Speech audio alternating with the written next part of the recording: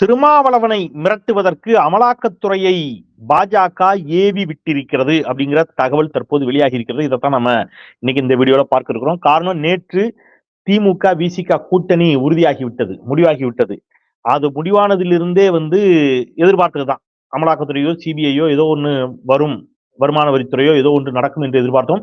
ஏதோ நடந்து விட்டது.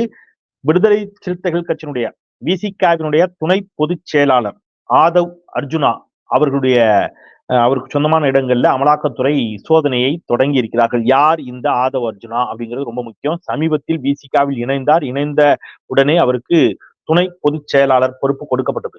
ஏன் கொடுக்கப்பட்டது அப்படின்னா, மிகச் சிறப்பாக விடுதலை சிறுத்தைகள் கட்சியுடைய மாநாடு நடந்துச்சு பாருங்க திருச்சியில. நான் அந்த மாநாட்டை ஒருங்கிணைக்கக்கூடிய ஒரு வரலாற்று வாய்ப்பு எனக்கு கிடைத்தது. அந்த மாநாட்டை மிகச்சிறப்பாக ஒருங்கிணைத்தவர் இந்த ஆதவ் அர்ஜுனா. அவர் யாருங்கிறதையும் நம்ம பேசுவோம்.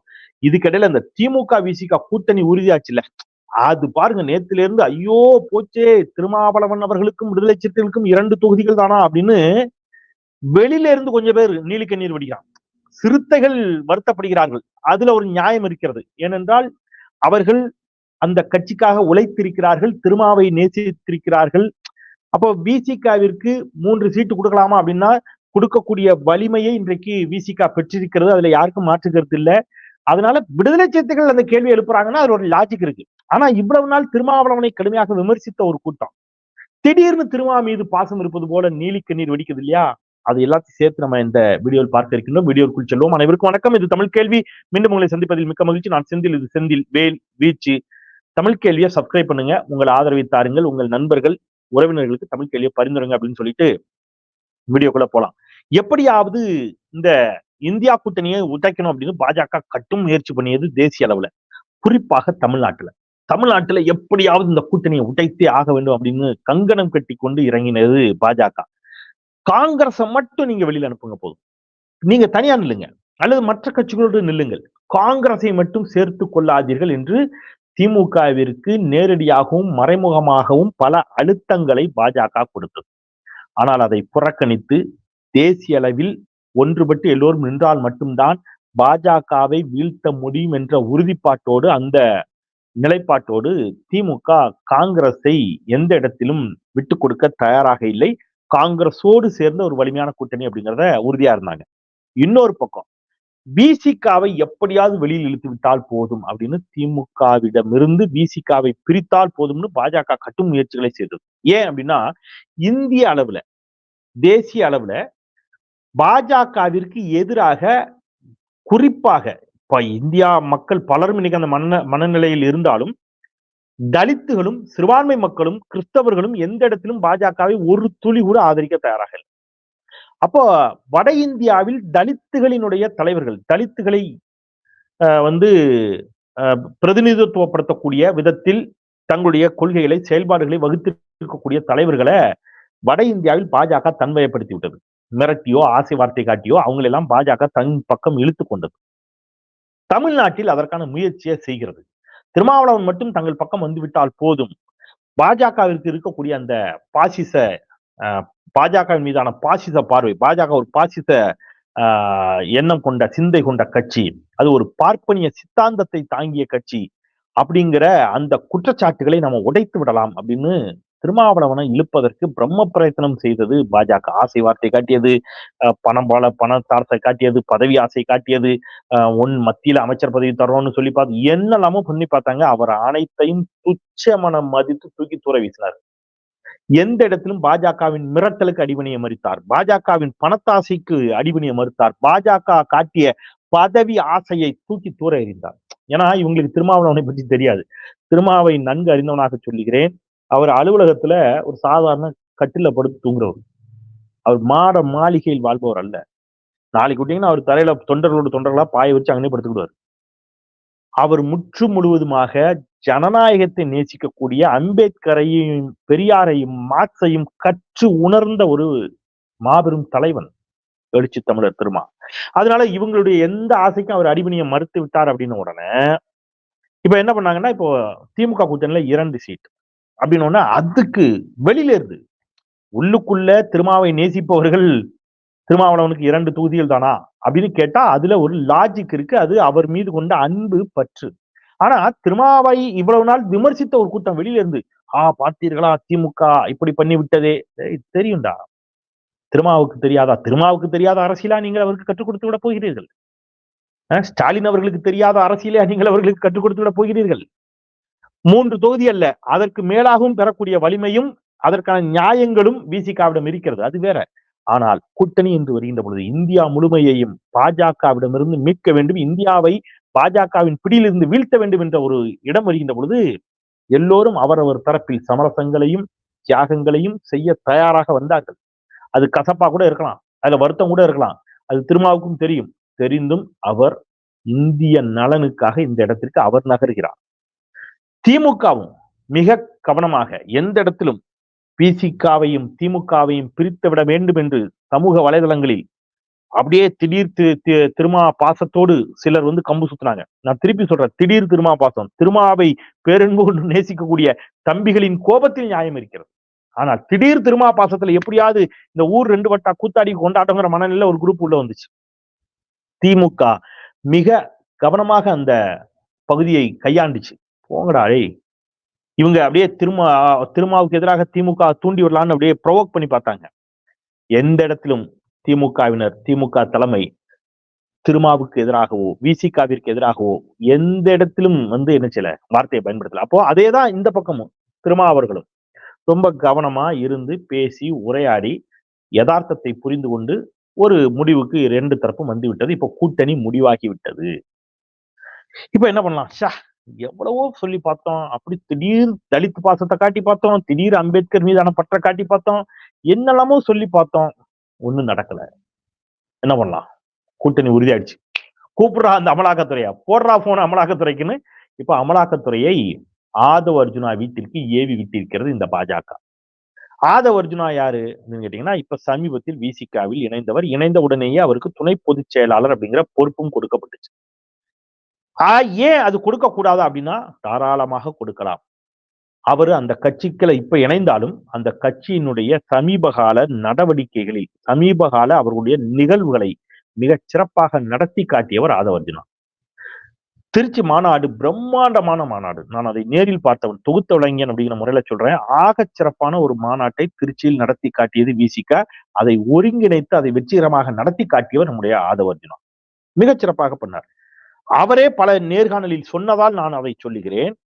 அவர் பிறப்பால் தலித் சமூகத்தைச் சேர்ந்தவர் இல்லை. பிறப்பால் தலித் சமூகத்தைச் சேர்ந்தவர்கள் மட்டும்தான் விசிகாவில் சேர வேண்டுமா அப்படிங்கிற கேள்வியை நான் பலமுறை பல மேடையில கேட்டிருக்கேன். ஏன்னா விசிகாவோ திருமாவளவனோ வெறும் தலித் மக்களினுடைய உரிமைகளுக்காக மட்டும் பேசுபவர்கள் இல்லை. எல்லா மானுட நேயத்தோடு தமிழ் சமூகத்தினுடைய பல்வேறு பிரச்சனைகளுக்காக பேசக்கூடிய ஒரு அறிவார்ந்த தலைவர் அவர். அப்ப அதை ஏற்றுக்கொண்டு பிறப்பால் தலித்தாக இல்லாவிட்டாலும் திருமாவை நேசிக்கிறேன் அப்படிங்கிற அடிப்படையில ஆதவ் அர்ஜுனா விசிகாவில் தன்னை இணைத்துக் கொள்கிறார். அந்த திருச்சி மாநாட்டிலேயே இணைத்துக் கொள்கிறார். அவருக்கு துணை பொதுச் செயலாளர் பதவியும் கொடுக்கப்பட்டது. இந்த முறை நாடாளுமன்ற மக்களவைத் தேர்தலில் அவர் போட்டியிடுவார் அப்படிங்கிற எதிர்பார்ப்பு கூட இருந்துச்சு. ரைட்டா? அவர் ஒரு தொழிலதிபர், தொழில் செய்யக்கூடியவர். கடினமாக முயற்சித்து ரொம்ப பிறக்கும் போதே சில்வர் ஸ்பூன்லாம் பிறக்கல, உழைத்து ஒரு இடத்துக்கு வந்திருக்கிறவர். கடும் உழைப்பால் அவர் வந்து முன்னேறி ஒரு இடத்துக்கு வந்து நிற்கிறாரு. அந்த இடத்தில் இருந்து கொண்டு அவர் என்ன செய்யறாரு, சமூக நீதி பார்வையோடு சமூக பார்வையோடு இன்றைக்கு திருமாவின் கரத்தை வலுப்படுத்தலாம் அப்படிங்கிற அடிப்படையில அவர் விசிகாவில் தன்னை இணைத்துக் கொண்டார். ரைட். இப்ப நீதானா மாநாடு வெற்றிகரமா நடத்தி முடிச்சு அப்படியா இரு, அமலாக்கத்துறை அனுப்புங்கடா அப்படின்னு அனுப்பி விட்டாச்சு. இது கேவலமா இல்லையா? பாஜகவினுடைய இந்த அரசியல் திறந்தாழ்ந்த அரசியலா இல்லையா? அதை மட்டும் நீங்க மக்கள் சொல்லணும்.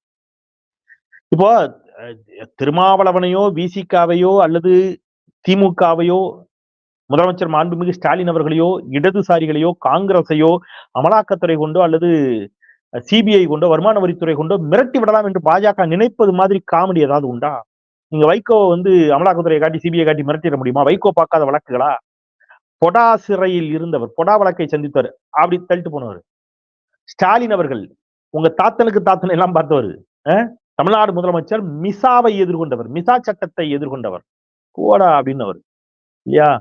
10 ஆண்டுகள் இந்த நாட்டினுடைய சுதந்திரத்திற்காக போராடிய காரணத்திற்காக 10 ஆண்டுகள் சிறையில் இருந்தவர் பண்டிதர் ஜவஹர்லால் நேரு. காங்கிரஸை மிரட்டி பார்க்க போறீங்களா நீங்க? காங்கிரஸ் செய்யாத தியாகமா? ஐயா நல்ல கண்ணுவும் சங்கரையாவும் செய்த தியாகங்கள் என்னன்னு பாஜகவிற்கு தெரியுமா? இடதுசாரிகளுடைய தியாகம் தெரியுமா? நல்ல கண்ணு அவர்களுடைய போராட்ட வரலாறு தெரியுமா? இடதுசாரிகள் சிறைக்கு அஞ்சக்கூடியவர்களா? அப்போ அந்த வரிசையில திருமாவளவன் அவர்கள் உங்களுடைய மிரட்டலுக்கெல்லாம் அடிபணியக்கூடியவரா? திருப்பி அடிச்சா தாங்குவீங்களா? இல்ல. அப்போ இந்த பக்கம் இருக்கக்கூடிய திமுகவோ காங்கிரஸோ விசிகாவோ மதிமுகவோ இருவரும் கம்யூனிஸ்ட் கட்சிகளோ இயக்கங்களோ ஏன் நண்பர் வேல்முருகன் அவர்களோ மனிதநேய மக்கள் கட்சி ஜவஹர்லால் அவர்களோ எல்லோருக்கும் ஒரு கொள்கை பிடிப்பு இருக்கிறது. தமிழ் தேசிய பார்வையில் உறுதியாக இருக்கக்கூடியவர் வேல்முருகன். மனிதநேய மக்கள் கட்சி என்ற பெயரில் மனிதநேய மாண்போடு எல்லா சமூகங்களுடைய விடுதலைக்காகவும் மிகச்சிறப்பாக ஆழமாக உரையாடக்கூடியவர் பேராசிரியர் ஜவாஹிருல்லா. திருமாவளவன் அந்த மாதிரி ஆகச்சிறப்பான தலைவர். இங்க ஒவ்வொருத்தருக்கும் ஒரு கருத்தியல் வலிமை இருக்கிறது. அந்த கருத்தியல் வலிமையோடு இவர்கள் நிற்கிறார்கள். நீங்க இந்த கூட்டணியை உடைக்கலாம்னு இந்த கனவு கண்டீங்க, நடக்கல. இப்போ அமலாக்கத்துறை ஏவிட்டீங்க. அமலாக்கத்துறை இதுவரைக்கும் இந்தியாவில் பதிவு செய்த வழக்குகள் இல்லைங்க 1% கூட கன்விக்ட் ஆகலைங்கிறாங்க. 0.5%, 0.45%ங்கிறாங்க. 0.45%னா அரை விழுக்காடு கூட இல்லை. அதாவது 100 பேர் மீது வழக்கு போட்டா ஒருவர் மீது கூட முழுமையாக என்ன செய்ய முடியல, குற்றத்தை நிரூபித்து தண்டனை வாங்கி தர முடியல இந்த பாஜகவால. அப்ப எல்லாம் என்ன வழக்கு? எல்லாம் அரசியல் காழ்ப்புணர்ச்சியோடு போடக்கூடிய வழக்கு, மிரட்டல் வழக்கு. ஒண்ணு எனக்கு நீ என்ன செய், கப்பம் கெட்டு, நான் கேட்கும் போதெல்லாம் காசை கொடு. யாருக்கு? பாஜகவுக்கு. இல்லைன்னா அண்ணாமலை 6 லட்சம் ரூபாய் மாசம் செலவுல நண்பர்கள் செலவு செய்கிறார்கள் என்று சொல்கிறார்கள். யார் அந்த நண்பர்கள்? அதான் அப்படிதான். அப்ப மிரட்டி ஒரு பக்கம் பணத்தை வசூலிப்பது, இல்லைன்னா அமலாக்கத்துறையை ஏவி விடுவது. அமலாக்கத்துறை ஏவி விட்டுட்டு அதுக்கப்புறம் லஞ்சம் கேட்பது. பார்த்தோமே, லஞ்சம் கேட்டாங்கல்ல அமலாக்கத்துறை அதிகாரி அங்கித் திவாரி. அமலாக்கத்துறை வந்துடும் பாத்துக்கோ, ஒழுங்கா காசு கொடுக்குறியா இல்லையா அப்படின்னு அங்கித் திவாரி. அன்றைக்கு அங்கித் திவாரியை தமிழ்நாடு அரசு லஞ்ச ஒழிப்புத்துறை கைது செய்தவுடன் விசாரணைக்காக இங்க வந்துருவாங்களோன்னு பயந்து எல்லாரும் ஆபீஸ பூட்டிட்டு ஓடிட்டான். அவ்வளவுதான் உங்க லட்சணம். என்ன நேர்மை, என்ன நியாயம்? அப்ப இவர்கள் வந்து எல்லா துறைகளையும் இன்றைக்கு பால்படுத்தி வைத்து விட்டார்கள் இல்லையா? வேதனையா இருக்குல்ல. நீங்க அபிஜித் அப்படிங்கிற ஒரு நீதிபதி, அவர் வந்து மேற்கு வங்கத்தில் பதவியை ராஜினாமா பண்ணிட்டு இப்ப பாஜகவில் இணைந்து விட்டார்.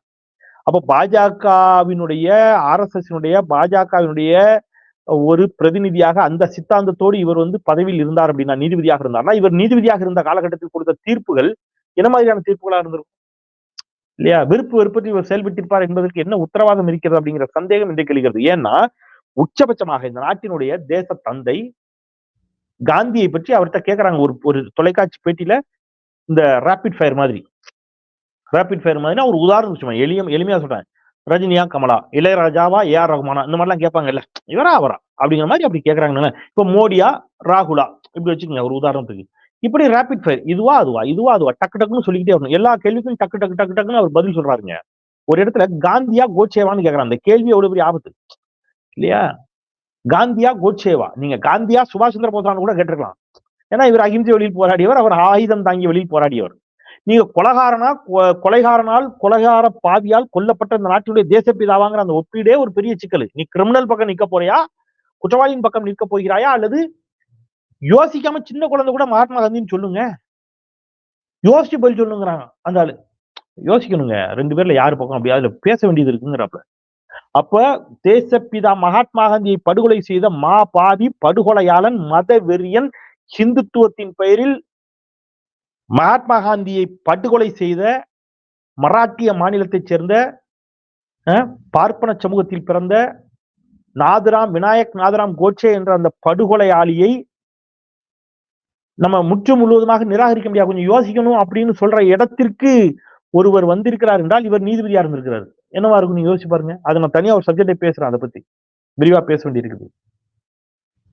அப்போ இப்படியாக எல்லா துறைகளையும் இன்றைக்கு என்ன செஞ்சு வைத்திருக்கிறார்கள் மிரட்டி. இதெல்லாம் வந்து இன்னொரு 2 மாசம் தான் எலெக்ஷன். இப்ப ஏன் உங்களுக்கு இவ்வளவு பயம்னா, வட இந்தியாவும் பாஜகவிற்கு எதிராக அணிதிரள தொடங்கி விட்டது.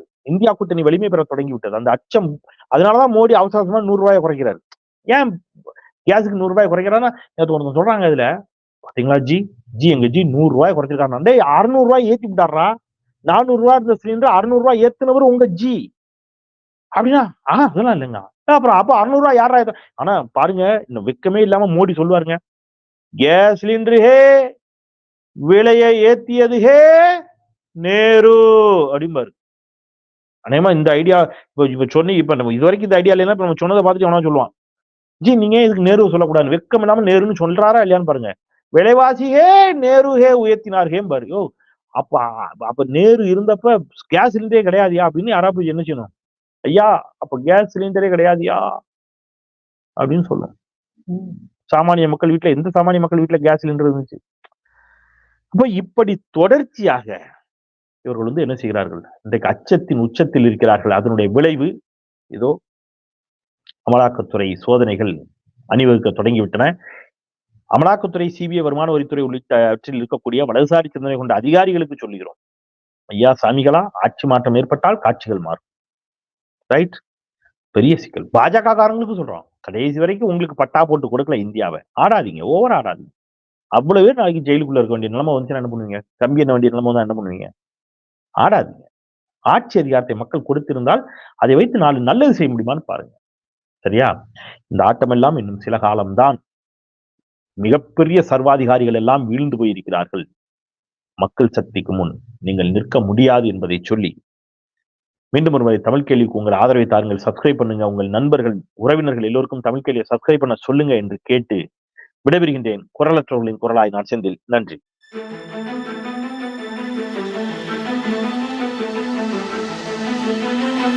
Thank you.